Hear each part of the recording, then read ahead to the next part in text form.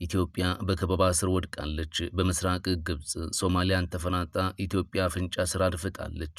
በምዕራብ በኩል ደግሞ የአልቡርሃን ጦር በቤንሻንጉል ኢትዮጵያን ለማጥቃት እየተሰናዳ ይገኛል። በሰሜን ጓዙን ጠቅልሎ ትግራይ የገባው ሻዕቢያ ትንኮሳ እየፈጸመ ቀጥሏል። ከዚህ ጀርባ ደግሞ የሚድል ፓወር ባለቤት የሆኑት የመካከለኛው ምስራቅ ሀገራት አሉ። ሳውዲ አረቢያ፣ ኤምሬትስ፣ ቱርክ፣ ግብጽ፣ ኢራን እንዲሁም እስራኤል በዋናነት አሉበት። አገራቱ ከኢትዮጵያና ኤርትራ ጀርባ ተፈናጠው ጎራ ለይተው ቀጥሏል። የኢትዮጵያን መንግስት ጭንቀትና አጣብቂኝ የምናገኘው እዚህ ጋር ነው። አረብ ኤምሬትስና ሳውዲ አረቢያ ካለፉት ወራቶች አንስቶ የተካረረ ውጥረት ውስጥ ገብተዋል። የውጥረታቸው ዋነኛ መንስኤም በቀይ ባህር የበላይ የመሆን መሻት ቢሆንም በየመንና ሱዳን ያለው የቅርብ ክስተት ውጥረታቸውን ከጫፍ አድርሶታል። ሳውዲም ሆነች አረብ ኤምሬትስ ከኢትዮጵያ ጋር ወሳኝ የሚባል ግንኙነት አላቸው። ነገር ግን ኤምሬቶች ከ4 ኪሎ ጋር ያላቸውን ያህል ፈር የለቀቀ ግንኙነት በአዲስ አበባና በሳውዲ መካከል የለም። አብይ ከቢን ዛይድ ጋር ያላቸው ወዳጅነት ለቢን ሰልማን ምቾት የሚሰጥ አይደለም። ይህም ሪያድ ከአስመራ ጋር ያላትን ግንኙነት ለማጥበቅ አስገድዷታል። 4 ኪሎ ላይ ያኮረፈችው ሳውዲ ሌሎች ሀገራት ላይ እንዳደረገችው ሁሉ በኢትዮጵያም የመንግስት ተቃዋሚዎችን የመደገፍ አዝማሚያ ልታሳይ ትችላለች በሚልም ይሰጋል። በተለይም በአማራ ክልል የሚንቀሳቀሱ እንደ ፋኖ ያሉ ታጣቂዎችንና በትግራይ የህዋትን ክንፍ ሊያበረታቱ በሎጂስቲክስም ሊደግፉ የሚችሉበት እድል ሊፈጠርም ይችላል። በተለይም ሁለቱም ታጣቂዎች ከሻዕቢያ ጋር ጥብቅ ግንኙነት እያደረጉ መሆኑ አስመራ ከሪያድ ጋር ካላት ግንኙነት ጋር ስንደምረው ቢን ሰልማን የኢትዮጵያን መንግስት ጫና ውስጥ ለመክተትና ከአረብ ኤምሬትስ ለመነጠል ታጣቂዎችን ሊደግፉ የሚችሉበት እድል ዝግ አይመስልም። የምስራቅ አፍሪካን ፖለቲካ በንቃት የሚከታተሉ ወገኖች እንደሚሉት ሳውዲ በኢትዮጵያ መንግስት የተበሳጨችባቸው ጉዳዮች አሉ ይላሉ። እነርሱም ኢትዮጵያ በሱዳን ጦርነት የያዘችው አሰላለፍና በቤንሻንጉል ጉሙዝ ክልል ለአልቡርሃን ተቀናቃይ ሚሊሻ ወታደራዊ ቤት ሰጥታለች መባሉ ነው። ሌላኛው ሪያድን ያበሳጨው የ4 ኪሎ አካሄድ ከዩናይትድ አረብ ኤምሬትስ ጋር ያለው የጠበቀ ወታደራዊ ግንኙነት ነው። ከቅርብ ወራት ወዲህ የኢትዮጵያ መንግስት በሱዳን ጦርነት አሰላለፉን ይፋ ያደረገ ይመስላል። 3 ዓመቱን በደፈነው የሱዳኑ የእርስ በርስ ጦርነት የብልጽግናው መንግስት ገለልተኛ አቋም ሲያራምድ እንደቆየ መረጃዎች ያሳያሉ።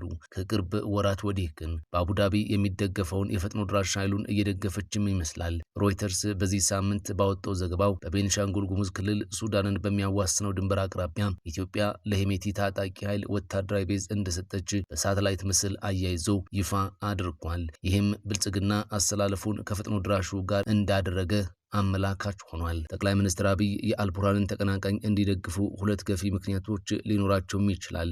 አንደኛው አልቡርሃን በግዛታቸው ስር ለህዋት ታጣቂዎች ከለላና ድጋፍ መስጠታቸው ነው። እንደሚታወቀው የህዋት አርሚ 70 ኃይል በሱዳን ከአልቡርሃን ወግኖ ይዋጋል። እዚያ ሆኖ ይሰለጥናል፣ ይታጠቃል። በቅርቡም ወደ ወልቃይት ጥቃት ለመክፈት እየዛተም ይገኛል። ባለፈው ዓመት ጌታቸው ረዳንና አምባሳደር ሬድዋን ሁሴንን ወደ አልቡርሃን የላኩት አብይ አልቡርሃን የህዋት ታጣቂዎችን መደገፍና ከለላ መስጠት እንዲያቆሙ ጠይቀው ነበር። ሆኖም የጀኔራሉ ምላሽ እምቢ የሚል እንደነበር በወቅቱ የሱዳን የዜና ምንጮች በስፋት ዘግበውትም ነበር። ይህ ጉዳይ አብይ አሰላልፋቸውን እንዲያዘሩ እንዳስገድዳቸውም በተንታኞች በኩል ይታመናል። ሌላው ገፊ ምክንያት ነው ተብሎ የሚታመነው ደግሞ የኤምሬቶች ጫና ነው። እንደሚታወቀው በሱዳን ጦርነት ቢን ሰልማንና ቢን ዛይድ የተለያየ አሰላለፍ ይዘው ነው የሚንቀሳቀሱት። ከቅርብ ጊዜ ወዲህ ጦርነቱ የተለያየ ቅርጽ እየያዘ ኤምሬቶች በምትፈልገው መንገድ እንዳትጓዝ የሚናገሩ ተንታኞች ቢን ዛይድ ኢትዮጵያን ወደ ጦርነቱ ጎትተው ለማስገባት ጫና አሳድሯል ብለው ያምናሉ። በእነዚህ 2 ገፊ ምክንያቶች ሳቢያም አብይ አሰላለፋቸውን ከፈጥኖ ድራሽ ኃይሉ ጋር ማድረጋቸው ለሳውዲ ምቾት ያልሰጠ ብቻ ሳይሆን ያበሳጨ ጭምር እንደሆነ ይታመናል። በተለይም ለሄሜቲ ኃይል የጦር ቤት ሰጥታለች የሚለው መረጃ በሮይተርስ በኩል ይፋ ከወጣ በኋላ 2 ዲፕሎማሲያዊ እርምጃዎችን ወስዳለች። የመጀመሪያው በአፋጣኝ ውጭ ጉዳይ ሚኒስትሯን መላክ ሲሆን ምክትል ውጭ ጉዳይ ሚኒስትሯን ደግሞ ወደ አስመራ መላኳ ነው።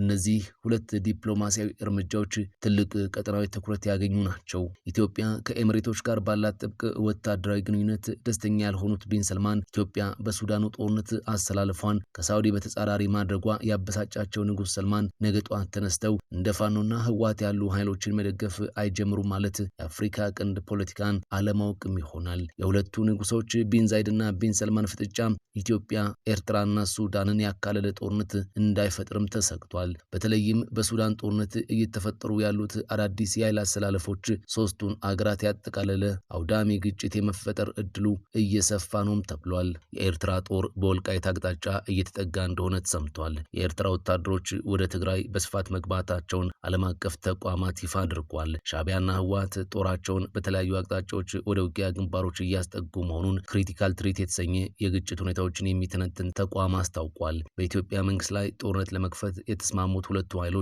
በዋናነት በሁለት አቅጣጫዎች ጦራቸውን ወደ ድንበር አንቀሳቅሰዋልም ተብሏል። ህወሓት ወደ አማራና አፋር አዋሳኝ አካባቢዎች ኃይሉን አስጠግቷል። በሌላ በኩል ሻዕቢያ ጦሩን ያስጠጋበት አንደኛው ግንባር ኢትዮጵያ፣ ኤርትራና ሱዳን በሚዋሰኑበት በወልቃይት በኩል መሆኑን የክሪቲካል ትሪት ሪፖርት ያመላክታል። የኢሳያስ አፈወርቂ አስተዳደር በወልቃይት በኩል ከተከዜ በቅርብ ርቀት ላይ ማስፈሩን የተቋሙ ሪፖርት ያመላክተ ሲሆን በዚሁ አቅራቢያ የህዋቱ አርሚ 7 ታንክ ጭምር ታጥቆ ሸረሪና ላይ በተጠንቀቅ ቆሟል። ሁለተኛው ግንባር ደግሞ በባድመ ድንበር በኩል ሲሆን ሻዕቢያ ጦሩን እስከ መቀሌ ድረስ ያስገባው በዚያው አቅጣጫ መሆኑ ተረጋግጧል። ከህዋት ጀርባ ሆኖ ጦርነቱን መሀል ሀገር ለመክፈት ከባድመ እስከ አዲግራት ጦር ያስገባው ሻዕቢያ ወታደራዊ ሎጂስቲክሱን በትግራይ መዲና መቀሌ ከተማ አስገብቷልም ተብሏል። የሻዕቢያ ጦር መቀሌ መድረሱን አዲስ ይፋ ባደረገው መረጃ ያረጋገጠው ክሪቲካል ትሪት በአካባቢው ወታደራዊ ተሽከርካሪዎች እንቅስቃሴ መኖሩን ጠቁሟል። ህዋት ወደ አማራና አፋር አዋሳኝ አካባቢዎች ያለ የሌለ ኃይሉን ሰብስቦ ሲያስጠጋም ሻዕቢያ